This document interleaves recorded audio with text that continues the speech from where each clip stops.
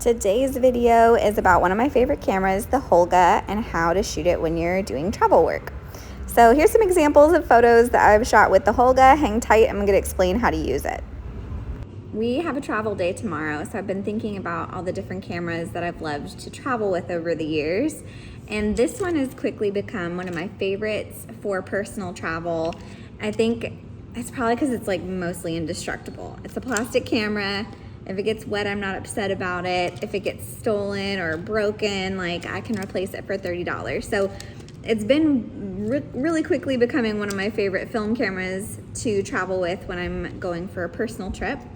Because I can still shoot film. Like I'm always bummed if I don't shoot film on a trip, but I don't have to carry around like a medium format big camera or worry about, you know, how delicate it can be and all of that. So this camera is really fun. I use it for professional work too, but when I'm traveling, I can like take it on boats we go on and shoot direct sun and not worry about like being too weird. And then if there's happy accidents like light leaks, they look so good on this camera. So that's kind of fun to do with personal work. So with my weddings and with just fun vacation photos, this is my setup. So Holga, you can get this guy online for, again, like $30, $30 to $50.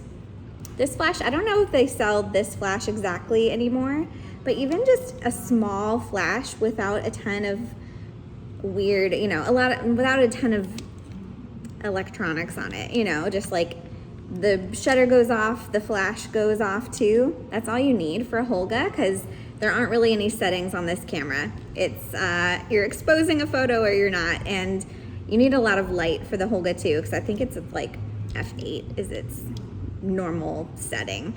But the other thing that I've learned over time is this setting down here is pretty important. There is a B and there's an N, which I've covered up with duct tape, because that's what I do with this camera, is I tape it all up so it does what I want it to do. But the B is the bulb setting, which basically means if it's on the bulb setting and you hit your shutter, it's just holding the shutter open as long as you're holding this down. So if you have tried to shoot with one of these before and you're like, all of my photos are blurry, every single one, what's happening? This camera's broken. I've done the same thing. It's because it's probably got knocked to the bulb setting, which is why I have it taped on to N, which is just kind of like your normal shutter clicks and it goes down and opens up again. The bulb setting is fun to play with if you have flash on it, because then it can do the fun blurry lines like on the flash photos with if you have lights in the background. So it's kind of fun to play with that setting too, just not when you're not using flash. And then it uses 120 film.